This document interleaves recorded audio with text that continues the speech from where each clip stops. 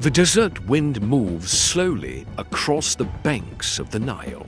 Massive stone temples rose above the horizon, their walls carved with images of powerful kings, sacred rituals, and the gods who ruled the universe. At the center of this ancient world stood a civilization that would shape human history for thousands of years. Its rulers commanded armies, built monuments that still defy time, and created one of the most advanced societies. Yet the people who built this civilization called their land by a different name than the one we know today. They called it Kemet, the Black Land.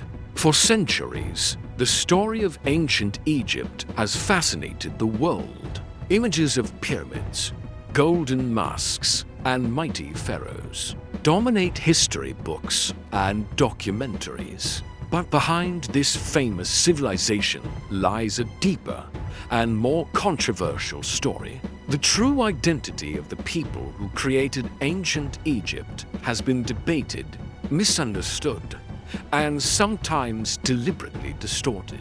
Many ancient records describe Egypt as a land deeply connected to Africa, culturally, geographically, and ethnically. Yet over time, this connection began to fade from the way history was told. Kemet was more than just a kingdom along the Nile.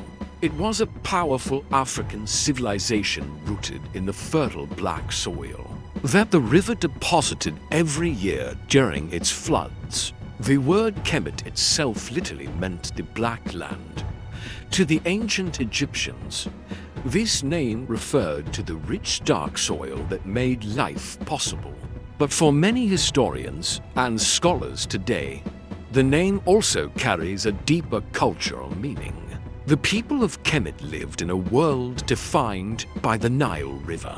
Every year, the river flooded its banks, leaving behind fertile soil that allowed crops to grow in abundance. This natural cycle created stability and prosperity. Villages became cities, cities became kingdoms, and eventually these kingdoms united into one of the most powerful states. Around 3100 BCE, a ruler known as Nama is believed to have united Upper and Lower Egypt. With this unification began a civilization that would last for over 3,000 years. Pharaohs ruled as both kings and divine figures. Religion shaped every aspect of life. Monumental architecture rose across the landscape, including the pyramids of Giza, the temples of Luxor, and the vast tombs carved into desert cliffs.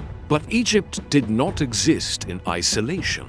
It was deeply connected to the rest of Africa. To the south lay the powerful kingdom of Nubia, a region rich in gold, trade networks, and cultural exchange. For thousands of years, the people of Egypt and Nubia interacted.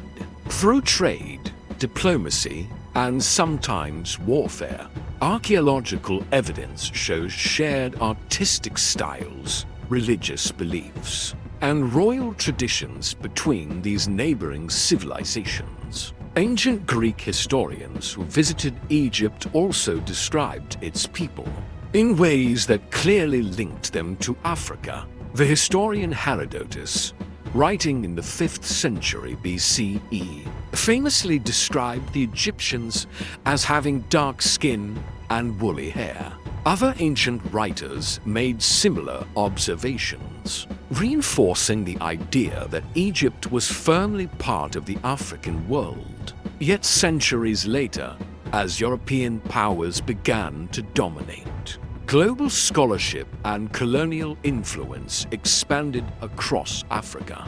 The story of Egypt began to change. Many scholars in the 18th and 19th centuries struggled to reconcile the greatness of ancient Egypt with the racist assumptions that dominated their societies. If Africa was viewed as primitive or inferior, How could one of the greatest civilizations in human history have emerged from the continent?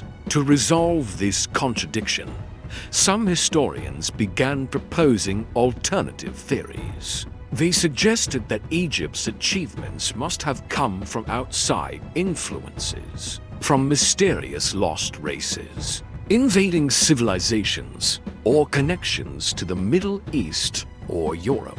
Over time, these ideas gradually pushed Egypt's African identity into the background of popular history. Maps were redrawn, textbooks shifted emphasis. Egypt was often placed culturally closer to the Mediterranean world than to Africa. The civilization that once called itself Kemet became separated from the continent that gave birth to it. But the evidence never disappeared. Modern archaeology, linguistics, and genetic research continue to reveal deep connections between ancient Egypt and other African cultures. The language of ancient Egypt belongs to the Afroasiatic language family, which includes many languages spoken across North and Northeast Africa. Artistic depictions found in Egyptian temples clearly show Egyptians alongside Nubians, Libyans, and other African peoples, suggesting a complex and diverse society, deeply rooted in the continent. One of the most dramatic moments in this shared history came during the rise of the Kushite Empire. In Nubia, in the 8th century BCE, Nubian kings marched north and conquered Egypt itself. These rulers became the 25th dynasty, often called the Black Pharaohs. They ruled Egypt for nearly a century, restoring ancient religious traditions and launching massive building projects. Across the Nile Valley, the Kushite kings proudly embraced their African heritage while ruling Egypt as pharaohs. Their reign reminds us that the history of the Nile Valley cannot be separated into neat categories of African or Egyptian. It was always both. The turning point in the historical debate about Kemet came in the 20th century, when African scholars began re-examining ancient Egypt through new perspectives. One of the most influential figures was the Senegalese historian and scientist Cheikh Anta Diop. Through linguistic studies, historical analysis, and even early biological research, Diop argued that ancient Egypt should be understood as a fundamentally African civilization. His work sparked intense debates within academic circles. Some scholars supported his conclusions, while others challenged them. But one thing became clear: the story of ancient Egypt was far more complex than the simplified version, often presented in textbooks. Today, historians increasingly recognize Egypt's place within the broader African world. Trade routes connected the Nile Valley to the Sahara, the Red Sea, and deep into Central Africa. Cultural exchanges flowed in both directions for thousands of years. The Nile itself served as a bridge, linking different peoples, languages, and traditions across the continent. The monuments of Kemet still stand today as silent witnesses to this history. The pyramids of Giza, the temples of Karnak, and the statues of long-forgotten pharaohs remind us of a civilization that mastered engineering, mathematics, medicine, and art long before many other societies emerged. But beyond the stones and statues lies a deeper story, one about identity, memory, and the way history is written. For generations, the narrative of ancient Egypt was shaped by the politics and assumptions of the modern world. Certain connections were emphasized while others were ignored. Entire perspectives were pushed to the margins. Yet history has a way of resurfacing. Every new archaeological discovery, every ancient inscription deciphered, and every artifact unearthed brings us closer to understanding the true complexity of Kemet. It reveals a civilization that was not isolated from Africa, but deeply connected to it. A civilization that drew strength from the cultures, peoples, and landscapes surrounding the Nile.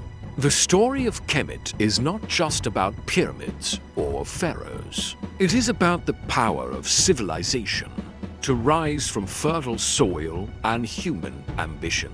It is about how cultures interact, influence each other, and shape the course of history. And perhaps most importantly, it reminds us that history is never static. The way we understand the past continues to evolve as new evidence emerges and new voices enter the conversation.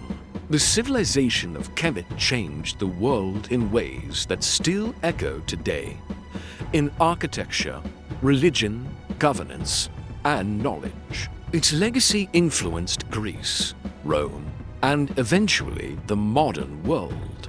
But its roots remain firmly planted in the African continent, where it first emerged along the life-giving waters of the Nile. History is filled with stories like this. Stories where the truth becomes buried beneath layers of interpretation, politics, and time. But when we look closer, when we question the narratives we inherit, we often uncover deeper and more powerful realities. Kemet was not just a kingdom of ancient monuments. It was a living civilization built by people whose achievements shaped human history for millennia. And its story is still being rediscovered. If you want to uncover more forgotten stories from history, the empires, rulers, and civilizations that shaped our world, make sure to subscribe to the channel and join the journey through time.